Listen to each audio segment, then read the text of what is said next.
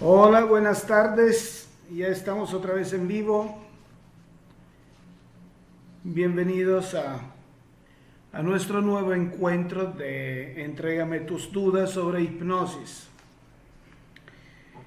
Ese espacio que hemos creado para estar todos juntos y apoyarnos en este momento de contingencia.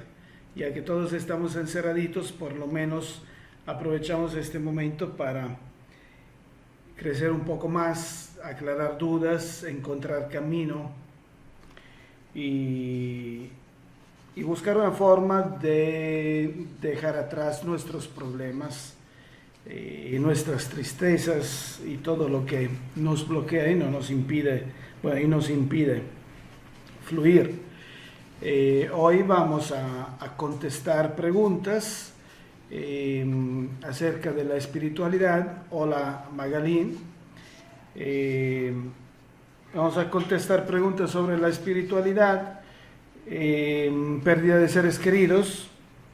Bueno, ya nos han pasado preguntas tal vez también acerca de sueños. Si nos da tiempo, tocaremos también el tema del aborto desde un punto de vista espiritual y terapéutico. Hola Lore Vázquez, buenas tardes. Bueno, les pido que nos acompañen todos los lunes, los miércoles y los viernes en este espacio de Entrégame tus dudas, que también inviten a sus amigos, sobre todo los que necesitan, que tienen algún problema emocional, algún problema vivencial, alguna experiencia dura que están viviendo o que han perdido seres queridos o cualquier tipo de problema que podría ser beneficiado con ese tipo de información. Los invito a que les digan que nos acompañen en ese espacio o que sigan viendo estos videos que de todos modos quedan colgados tanto en el Facebook y después los publicamos en el YouTube, en el canal de YouTube. Hola Patti, hola Montserrat. Los invito también a que se suscriban al canal de YouTube, donde encontrarán, aparte de estos videos, pero encontrarán también otras conferencias y muchos videos de terapias, tanto en presencia como en videoconferencia, donde seguramente están tratados temas de interés y que se parecen también a algunos de sus problemas. Monse, ya que estás aquí, vamos a contestar primero tu pregunta. Me dices, si mis seres queridos están en proceso, ¿qué hacer para que lleguen a la luz y no estén en las tinieblas? Bueno, para empezar, no está escrito en ningún lado que forzosamente uno al dejar su cuerpo tiene que estar en las tinieblas. Tinieblas y luz son formaciones mentales, no son lugares físicos. Así que depende mucho de cómo uno llega al proceso de separación de su cuerpo. Para entendernos que parte de nosotros es lo que sobrevive al cuerpo, o sea, lo que se llama alma, porque bueno, todos estamos conscientes que una parte de nosotros sobrevive, que creamos o no creamos en la espiritualidad, que seamos religiosos o que seamos ateos, siempre hay una parte de nosotros que sí tiene ¿cómo decir?, esa percepción de que algo continúa, que no termina todo en el vacío, en la nada. Y efectivamente es así. Luego lo descubrimos porque aparte de las comunicaciones espirituales, también hay comunicaciones espirituales científicamente comprobadas, pero también hay pruebas científicas del mundo espiritual. El mundo espiritual está explicado también con la física teórica, nada más es buscar la información. Muchos no creen en esas cosas, arrogándose el poder de decidir que si existe o no existe sin estar investigando noticias científicas o publicaciones científicas. Sí las hay, existe el mundo espiritual. Entonces, ¿qué parte de nosotros es lo que sobrevive al cuerpo? Para hacerla sencilla, para hacerlo simple, vamos a decir que lo que sobrevive al cuerpo es la mente. Ya lo hemos dicho en otras ocasiones en este espacio, es la mente en su complejo, en su totalidad. ¿Qué quiere decir esto? Que puesto que yo soy un ser pensante, ese ser pensante, que es mi mente, mi esencia, es lo que sobrevive. Esa parte de la mente también percibe la espacialidad del cuerpo, percibe todo. Así que separándome de mi cuerpo físico, tendré todavía la percepción del cuerpo, pero es la mente. Podemos decir que la muerte, siempre para simplificar, luego en otra ocasión podemos profundizar este tema, para que sea más comprensible, más aceptable. Lo que es la muerte es la separación, la amputación, por así decirlo, del cuerpo físico con el cuerpo mental. Este tema ahora lo volveremos a ver cuando hablaremos de aborto. Pero el cuerpo mental sigue siendo. Ahora, si el cuerpo mental, que es dirigido por la mente general, se separa del cuerpo en condiciones de tristeza, en condiciones de depresión, en condiciones de inaceptación, o la Shime o la Irma Barrera, si el cuerpo mental, o sea, la mente, se separa del cuerpo físico en condiciones de tristeza, entonces tendrá formaciones mentales tristes. Estas formaciones mentales tristes hacen que nos quedemos en el mundo espiritual con los ojos cerrados, o sea, como en unas tinieblas mentales, hundidos en la tristeza, hundidos en elucubraciones mentales que nos impiden mirar alrededor nuestro las oportunidades infinitas que tenemos en el mundo espiritual. Entonces, eso sería, por decirlo de forma muy sencilla, las tinieblas. Hola Patti Gaona. Bueno, Almadelia Marín García, hola, en un momento más contestaré a tu pregunta, muy interesante. Decía, también esas formaciones mentales dolorosas se juntan con las formaciones mentales dolorosas de otras personas que están en el mundo espiritual en la misma condición, y se forma un ambiente mental pesado. Esa es la pesadez de las tinieblas. Ir a la luz es abrir los ojos a las oportunidades. No es un paraíso, no es ir con Dios. Con Dios estamos siempre. Y ahora vamos a comprender ese concepto de que con Dios estamos siempre, Dios principio y creador. Entonces, ¿qué hacer cuando nuestros seres queridos desencarnan, o sea, se separan de la carne en condiciones de tristeza? Hablar con ellos y orar.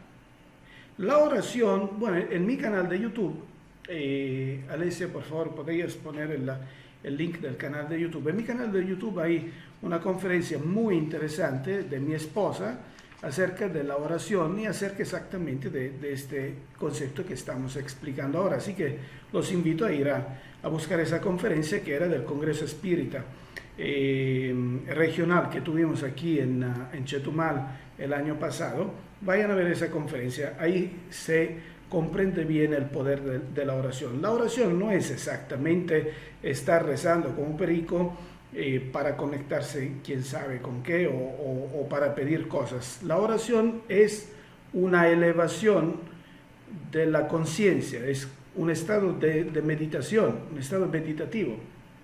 Cuando nos elevamos a este estado meditativo, nuestra mente se une con la mente general, con el universo.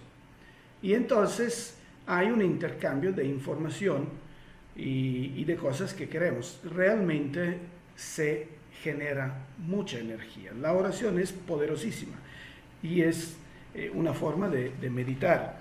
Así que cuando tenemos idea que nuestros seres queridos están medio atascados, hablamos con ellos. No crean que no los van a escuchar. Hablamos con ellos. Nos están escuchando. Y al mismo tiempo oramos por ellos para que, y en nuestras oraciones oramos también directamente a ellos, para que ellos abran su mente y reciban la ayuda de guías espirituales o de espíritus familiares que ya están en las formaciones mentales de luz para ayudarlos y seguir su camino. Esa es la respuesta, Monse. Ahora, Alma Delia me pregunta, buenas tardes, a mí me da miedo la hipnosis, pienso que me voy a quedar bloqueada. De hecho, a los medicamentos ansiolíticos le tengo fobia. No estamos hablando de la misma cosa, Alma. Tenemos miedo a la hipnosis porque no conocemos la hipnosis, obviamente, y porque nos ha llenado la cabeza el mito que generan los medios de comunicación. Por ejemplo, para decir una, en este momento en Netflix está yendo muy fuerte la serie o la miniserie de Freud. En la miniserie de Freud yo empecé a verla, luego la verdad ya me aburrí, no seguí viéndola.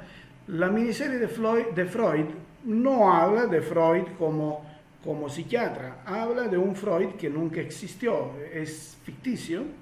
De hecho, la única cosa real de esa serie es el nombre y la cocaína que tomaba Freud, pero no tiene nada de apegado a la realidad, y mete un concepto de hipnosis totalmente falso, donde alguien puede controlar la mente de otras personas que nunca se recordarán de nada y se pierden en un limbo y cosas fantásticas. No es así, eso es cuento de las películas, Alma.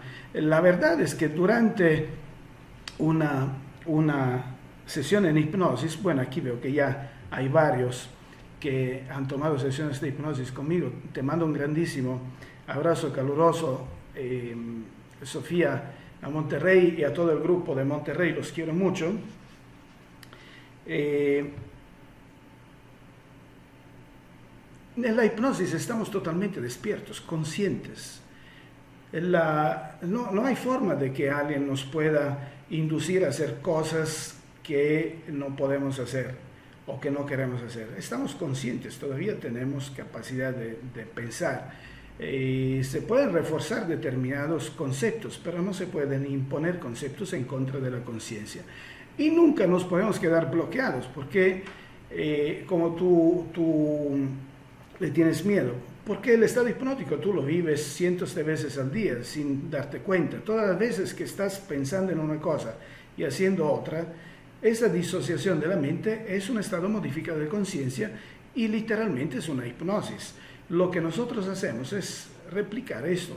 En pocas palabras, durante una sesión de hipnosis, la sensación que tenemos es la misma que tenemos en cuanto a disociación cuando estamos en una sala de cine viendo la película entretenida. Todos nuestros problemas de la vida cotidiana se quedan afuera de la sala de cine. Y nosotros ahí estamos empatizando con la película, emocionándonos y todo.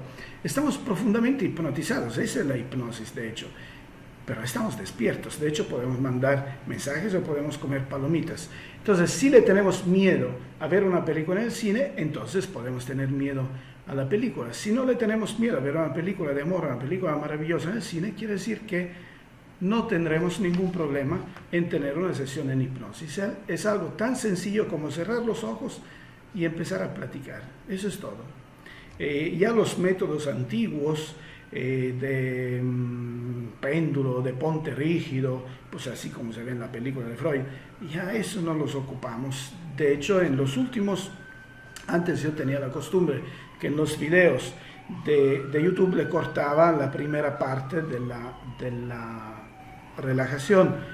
En los últimos 3 o 4 videos ya no se la he cortado, así que pueden ver directamente se le hace cerrar los ojos a la persona y empezamos a platicar. Eso es todo. Muy sencillo, no hay forma de quedarse bloqueados. Platicamos. Espero haber contestado bien a tu pregunta, Alma. A ver, vamos a contestar a Mario García. Ese es muy interesante, Mario. Cuando mueren por una enfermedad que les anticipa la muerte, ¿es lo mismo que el suicidio? Voy a tratar de entender un poco mejor esa pregunta, Mario. Tú dices, cuando mueren por una enfermedad que se les anticipa la muerte.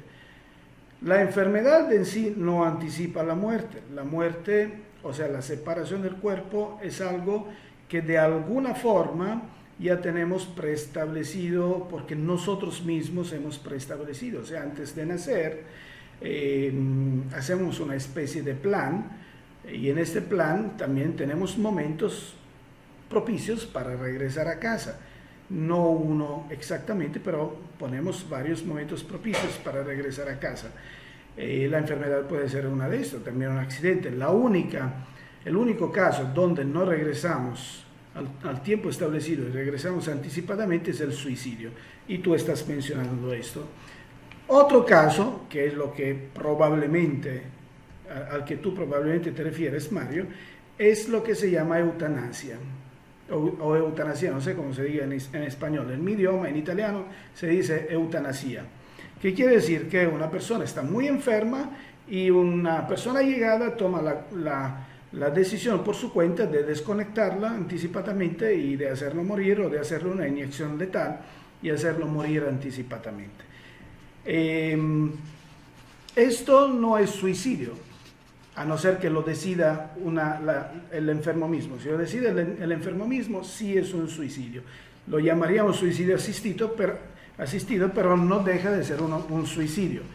Y tiene todas las consecuencias mentales, espirituales y energéticas, que luego dedicaremos un día a platicar exactamente de lo que sucede con el suicidio.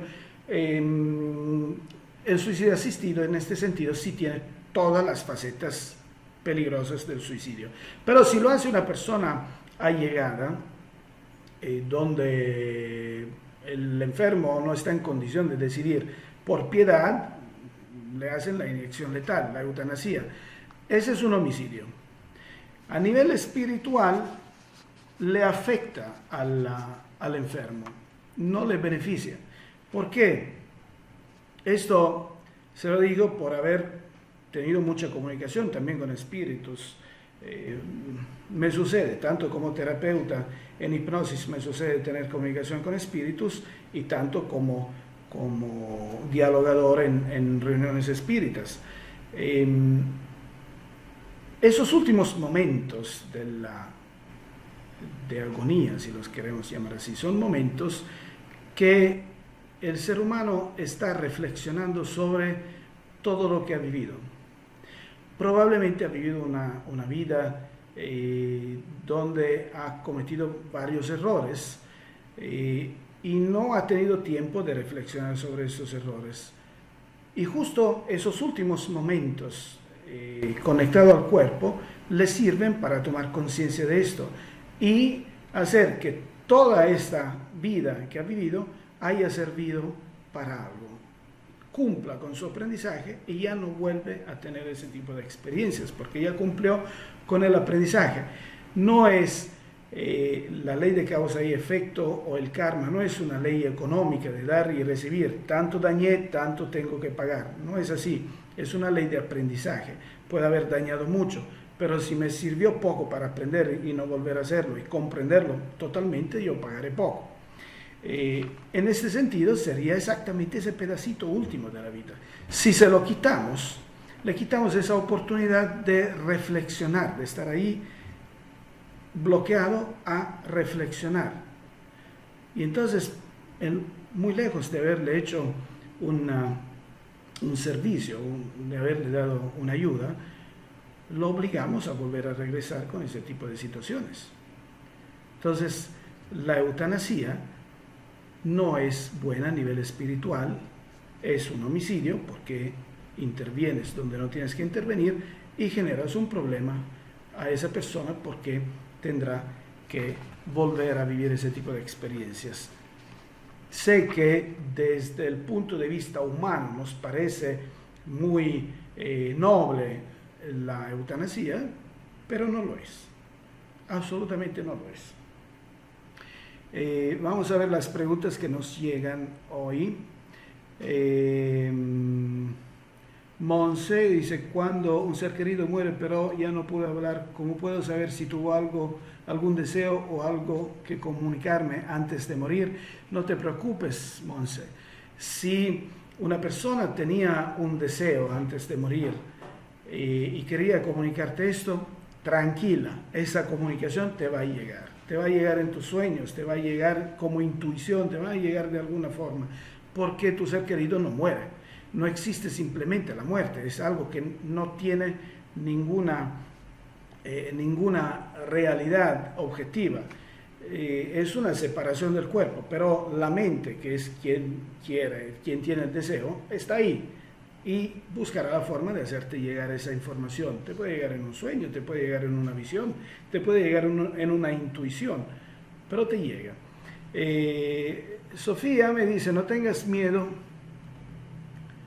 Bueno, no sé a qué te refieres, Sofía, pero está bien.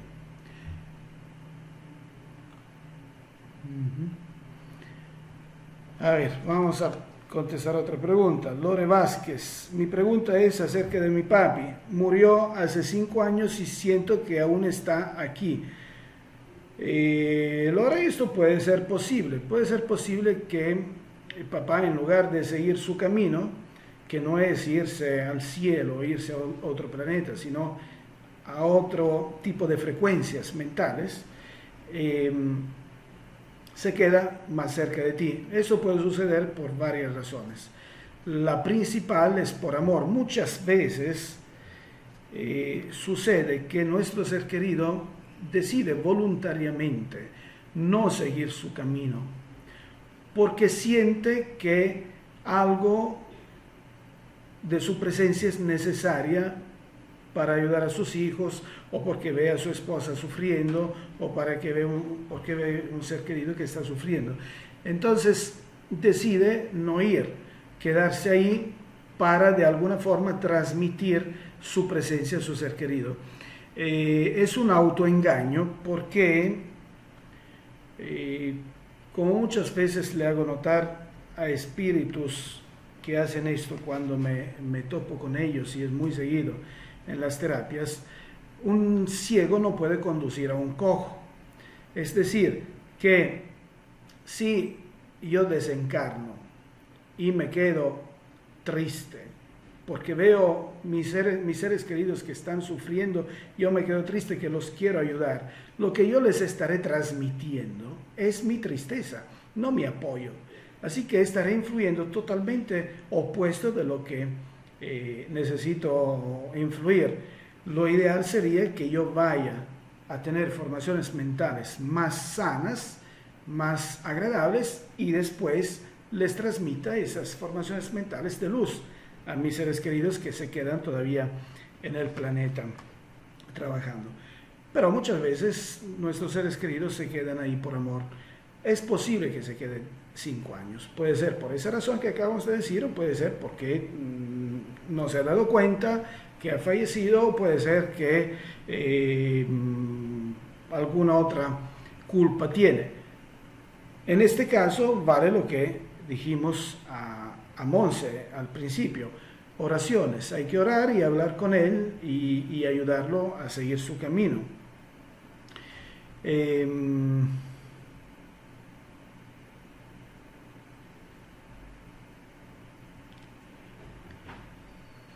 Bueno, ya entendí, Sofía.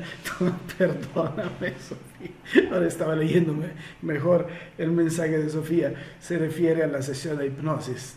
Sofía dice: no tengas miedo. Yo la tomé y me ayudó mucho. Eso para contestarle a Alma. La tomé, me ayudó mucho. De hecho, por eso la tomé, porque quería dejar de tener miedos. De hecho, Sofía, si recuerdo bien, tomó 2 sesiones, y también a su familia, y me parece que las cosas cambiaron mucho. Y realmente sí cambiaron mucho, porque con Sofía ya luego hemos empezado un camino de crecimiento juntos y somos muy buenos amigos. Gracias, Sofía, por tu apoyo. Lala Sánchez, me gustaría saber por qué no he podido superar la muerte de mi hermano. Él falleció hace 3 años. Pues no te puedo contestar por qué, Lala, pero mi pregunta es, ¿para qué seguir sufriendo? Es normal que si amamos a una persona, tenemos una conexión que viene desde otras vidas, es normal que cuando se va nos quedamos un poco atascaditos en este dolor, pero eso es más por no conocer bien cómo funcionan las cosas, porque cuando conocemos bien cómo funcionan las cosas, nos abrimos a la espiritualidad, descubrimos que no solo no se ha ido, está ahí, hay mucha posibilidad de comunicación, es como si fuera por Skype, hay mucha posibilidad de comunicación, así que y muchas veces están muy felices, no podemos estar tristes nosotros porque ellos están felices, sería un contrasentido. Así que Lala, te invito a que te acerques porque sí te podemos ayudar muchísimo. Realmente la terapia en hipnosis introspectiva es una de las mejores formas y más rápidas para liberarse de ese dolor que es inútil, porque tú puedes seguir amando profundamente a tu hermano, pero con la sonrisa en el corazón. Esa sonrisa en el corazón ilumina también su camino, lo ayudas. Así que te ayudas a ti mismo y ayudas a él. Vale la pena que busques ayuda en este sentido y aquí te podemos ayudar. Eli Mendoza, doctor Domenico, no me llamen doctor porque no soy médico. A lo mejor podría ser médico del alma si quieren. Pero gracias, Eli. Muchas veces he presentado la muerte de una persona antes y ha sucedido, bueno, has presentido un error de digitación. Sí puede suceder que tenemos sueños premonitorios o sensaciones premonitorias. De hecho, justo una terapia que hice hoy había esa facultad. Cuando tenemos esta facultad de presentir la desencarnación, la muerte de alguna persona, no es para que eso nos afecte, sino para que eso nos ayude a nosotros y nosotros de alguna forma podamos ayudar a esa persona en el camino.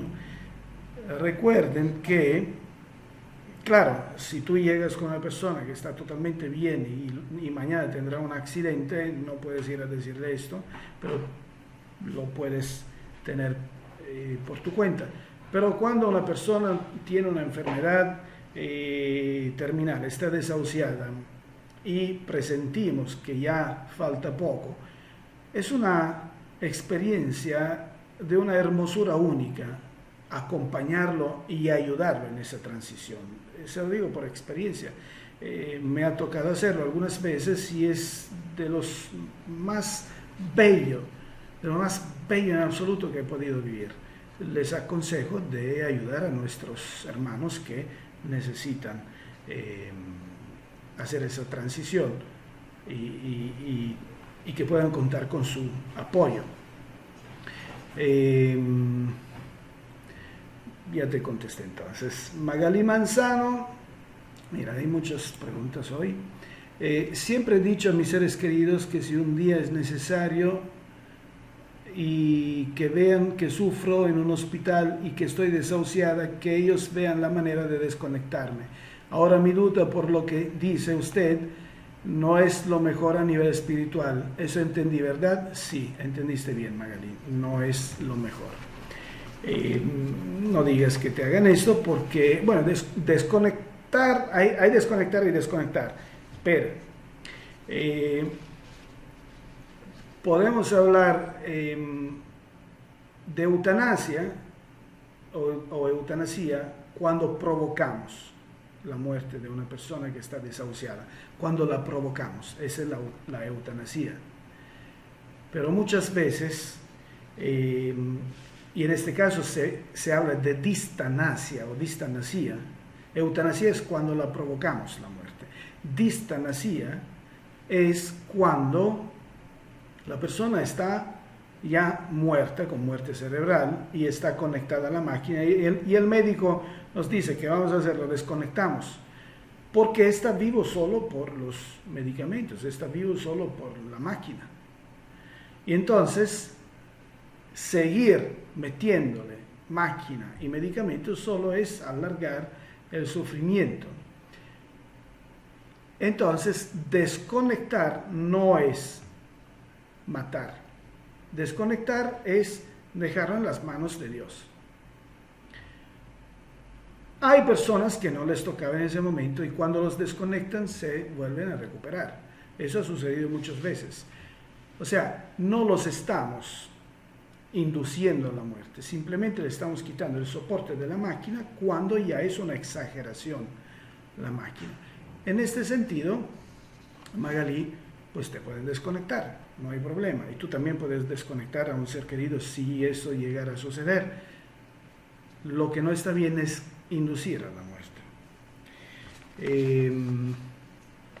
Si me adame reencarnación, bueno, sí, eso platicaremos más adelante de reencarnación. No, espera, creo que hay una pregunta aquí hoy que me preguntan acerca de la reencarnación. Pero vamos a ver la pregunta de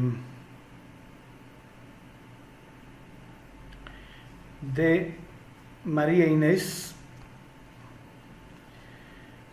¿Por qué mis sueños son algo así como premonitorios? Me avisan alguna cosa. Mamá murió, la cuidé hasta el último momento, pero en un sueño, antes de morir, yo cuidaba de ella. Había un puma escondido y yo trataba de alimentarlo para evitar que atacara a mamá. Mis hermanos dormían y yo no. Mamá me dijo que se iría ya, que ya no me preocupara, que durmiera ya, que estaría bien. Después de unos meses cayó enferma, la cuidé hasta el final, día y noche, y murió. Es muy interesante ese sueño, María Inés, porque tiene una dúplice connotación. Es decir, tenemos tanto un sueño espiritual en este sentido, tanto un sueño propiamente dicho. Hemos ya explicado la diferencia en otras reuniones de Entrégame tus dudas. Un sueño propiamente dicho es un sueño que expresa en una forma metafórica las sensaciones que yo estoy viviendo en lo cotidiano. Y un sueño espiritual es una premonición o es un contacto con seres queridos, un recuerdo de otra encarnación. Esos son sueños espirituales, o verse fuera del cuerpo, o el déjà vu. Eso depende todo de sueños espirituales. En este caso tenemos un sueño mixto, es decir, que tú tienes premoniciones, porque pues es una de las facultades que tienes tú, como a la otra compañera que hemos contestado hace rato, pero tú no lo estabas aceptando. No estabas aceptando esa cosa, retenías a mamá, querías defender de esta desencarnación como si fuera algo malo, algo que tú no aceptabas. Ahí era la lucha contra el puma. Metafóricamente estabas identificando en el puma ese animal que se viene a llevar a tu mamá y tú la tienes que defender.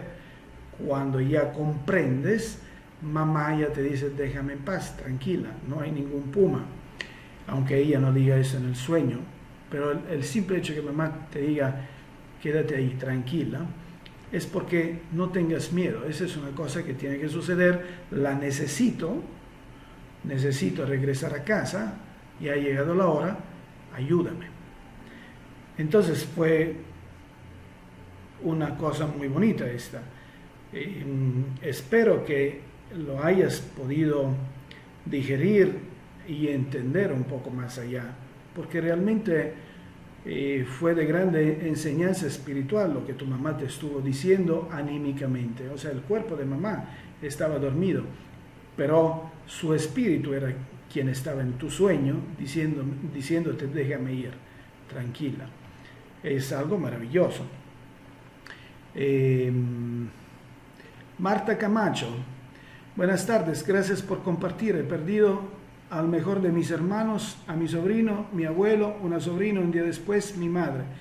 Pero lo que me ha devastado ha sido la muerte de mi amado hijo 29 días después de mi madre.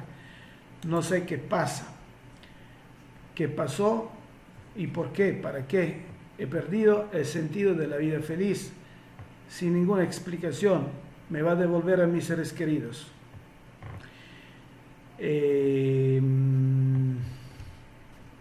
No has perdido a nadie, Marta, no has perdido absolutamente a nadie.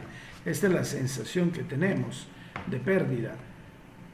Pero perder quiere decir que yo iba caminando con mi hijo y me lo perdí en la calle y ya no lo vuelvo a encontrar.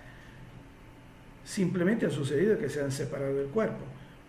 Por alguna razón X que toda la familia había establecido antes de nacer para cerrar círculos específicos de vidas pasadas de la reencarnación, habían decidido que en el aprendizaje de todos estaba este regreso masivo, lo podemos llamar así si quieres, a la familiar, al mundo espiritual. Tú lo has ido viviendo de forma separada. Sí podría ser un regreso masivo, pero es de forma separada. Más masivo sería cuando toda una familia perece en un temblor y se queda solo una hija, pequeña, abandonada. Viene siendo más o menos lo mismo. Pero por alguna razón se había decidido esto antes. Y es de aprendizaje para todos. Voy a detenerme en contestar otras preguntas porque quiero puntualizar algo en este sentido. Muchos de nosotros tienen la costumbre de rezar el Padre Nuestro. En lo personal, yo cuando hablo de Dios, hablo de el principio creador del universo, no tanto un Dios dibujado por alguna iglesia. Dios, principio creador del universo, donde Jesús lo considero mi maestro y que nos ha dejado grandes enseñanzas, sobre todo de psicología de la felicidad. Los evangelios son un libro de psicología de la felicidad cuando los despojamos del sentido religioso. Son un libro de psicología. Ahora, Jesús nos deja esa oración tan hermosa que es el Padre Nuestro, que es un concentrado de sabiduría. Es tan complejo el Padre Nuestro que serían necesarias horas y horas y horas de conferencias para tratar de entenderlo. Podía salir tan concentrado solo de una mente tan brillante como la de Jesús. Vamos a ver solo una simple frase del Padre Nuestro. Hágase tu voluntad en la tierra como en el cielo. Y nosotros todos decimos, Padre, cuando oramos, Padre, que se haga tu voluntad, no la mía. Que se haga siempre tu voluntad, no la mía. Pero cuidadito, Padre, porque si se cumple tu voluntad, Dios me va a encabronar. Así somos. Por un lado decimos, hágase tu voluntad, y por el otro no la aceptamos. ¿Qué quiere decir hágase tu voluntad? Eso quiero invertir un poquito de tiempo. ¿Qué quiere decir? Esa es respuesta para ti, Marta, pero para todos. Porque es una comprensión de nuestro camino de vida. Imaginemos una madre que tiene un niño pequeño de 7 años y lo lleva al cumpleaños de un amiguito. En el cumpleaños romperán la piñata. Aquí en América Latina se usa eso de romper la piñata. Rompen la piñata y el niño se echa al piso a recoger todos los dulces. Y en este momento el niño se siente el más dichoso del universo, porque en su pequeña visión del mundo, esa disponibilidad masiva de dulces es lo más dichoso que le puede suceder. Y es feliz hasta el alma. Mamá está observando al niño que está recogiendo los dulces y es muy feliz, y entonces también mamá participa de la felicidad del niño echándose al piso a ayudarlo a recoger los dulces. Pero cuando los dos regresan a casa, invariablemente mamá le quitará los dulces al niño, por las razones que todo adulto conocemos, obviamente. Y en ese momento el niño dice, mamá, mala, mamá, arpía, ¿cómo es posible? Tú que me amas, yo soy tu retoño, tú tienes que cuidar de mí, me estás quitando lo mejor que me has podido dar, mis dulces. O sea, en su pequeña visión del mundo, eso es lo peor que le puedes hacer, quitarle su dicha. Me está quitando mi dicha, mamá, mamá mala, mamá arpía. ¿Dónde lo hemos visto? Todos lo hemos visto esto. Pero es realmente voluntad de mamá ver sufrir a su hijo en ese momento, gozar del sufrimiento de su hijo, o es sumo amor de mamá en tomar una decisión drástica tal vez en ese momento en vista de un bien futuro del hijo, donde el hijo en ese momento no está capacitado para tomar esa decisión. ¿Es deseo de ver sufrir a su hijo o es sumo amor y tomar decisión donde el hijo no tiene la visión para tomar esa decisión? Es sumo amor, por supuesto. Entonces hágase tu voluntad de la tierra como en el cielo. Quiere decir exactamente esto, Marta. Señor, yo no entiendo por qué razón en este momento me estás quitando mis dulces, mis caramelos, mis seres queridos. No entiendo por qué me los estás quitando en este momento. Pero tengo tanta fe en que me amas y que eso representa un bien para mí y para ellos, y que yo en este momento no estoy capacitado para ver más allá cuál es el beneficio, pero tú sí.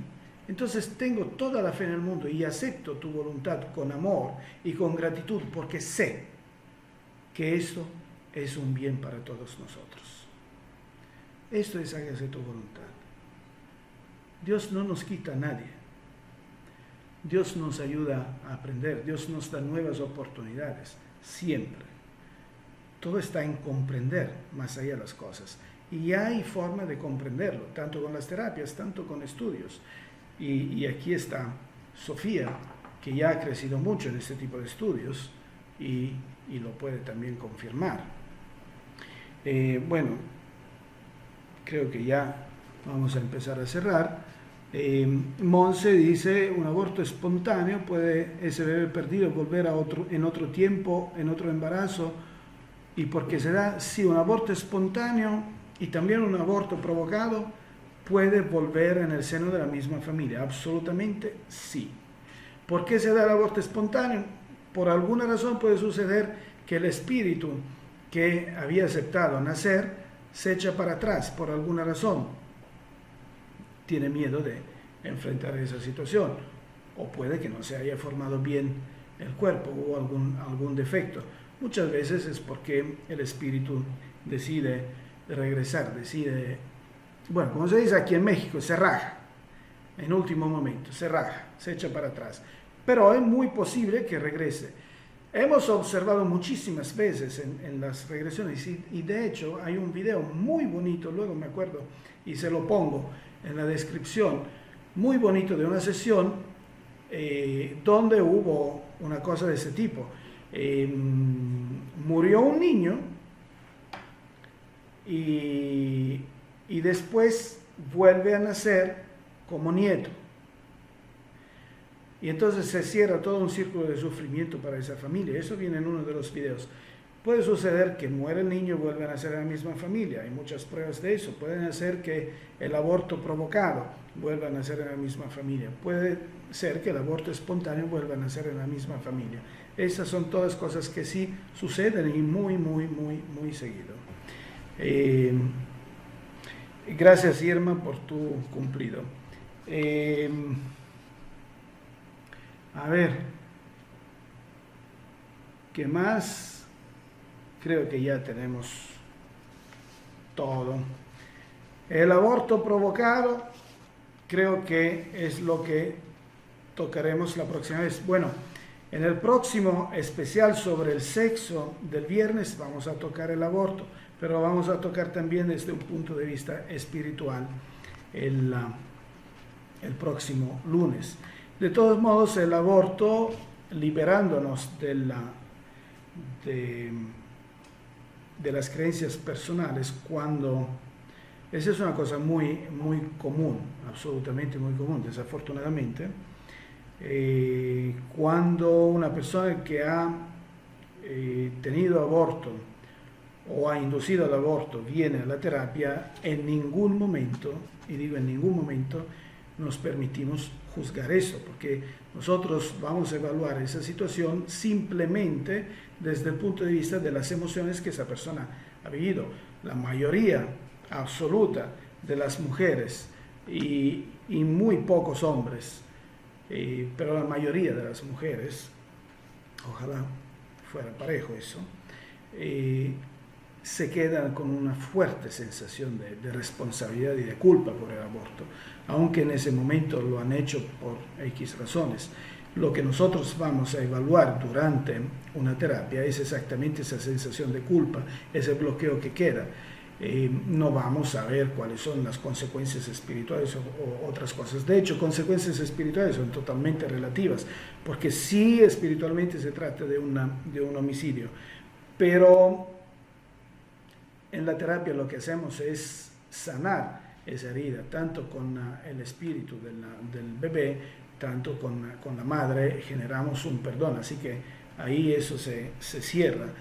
Pero descubrimos también muchas veces que el espíritu del bebé que debería nacer en el aborto y no nace, lo sabe, o sea, sabe a lo que se está enfrentando, lo sabe desde antes de aceptar ligarse a ese embrión. ¿Por qué razón lo acepta? Acepta esa misión suicida, entre comillas, por amor. O sea, muchas veces esos espíritus son espíritus de nuestro grupo familiar antiguo, de todas las vidas pasadas que hemos vivido, que nos aman tanto, que saben que en este momento necesitamos ese tipo de experiencia para estar frente a elecciones y aprendizajes específicos, y aceptan inmolarse, sacrificarse, para que nosotros aprendamos de eso. Así que durante las sesiones en hipnosis no vamos a juzgar el es bueno o no es bueno, no nos toca a nosotros juzgar para nada.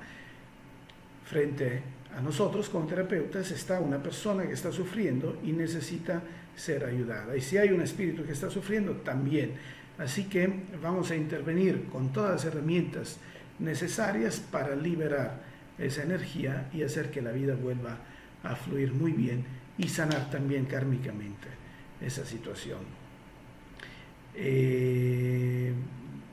Muy bien, Rosy Pedraza, ya nos pasamos de tiempo, me pregunta, buenas tardes, mi hermana le diagnosticaron un tipo de Alzheimer, pero una doctora dice que es un tipo de demencia, como si ella se hubiera protegido porque a muy poco de su matrimonio fue mal. Rosy, sobre el Alzheimer hay mucha experiencia personal. Yo he tenido a mi mamá. Te digo que se puede sanar el Alzheimer absolutamente por experiencia personal, a pesar de que se dice que no. Es complicado, pero sí, el Alzheimer viene, lo podemos reconocer muchos años antes de que se manifieste clínicamente. Lo miramos en la mirada, en los ojos de la persona. Cuando encontramos en los ojos de la persona una mirada totalmente vacía, o sea, como si no haya nadie en ese cuerpo, es un cascarón vacío, pero son fracciones de segundos, y esa persona tiene una depresión crónica, una tristeza crónica, estamos en presencia de Alzheimer, se va a manifestar. En ese momento, si intervenimos con la sesión en hipnosis, lo salvamos, bloqueamos ese proceso. Pero si entramos al rescate cuando ya se ha manifestado la enfermedad se divide en 4 partes. En primera y segunda fase, con intervención de medicina alternativa, se puede detener y tener una mejoría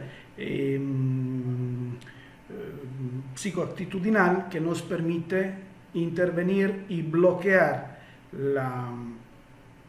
esa depresión que es la causa de la cosa. En pocas palabras, y esa fue una información que me confirmó mi mamá después de haber fallecido. para ayudar a otros enfermos de Alzheimer. Me confirmó una sospecha que yo tenía. La causa emocional es una depresión profunda en una persona que no admite en su conciencia la idea del suicidio. Entonces se fuga a un limbo espiritual y se separa de su cuerpo. Para no regresar genera daños en el cerebro, que son las placas beta-amiloides que se generan en el cerebro.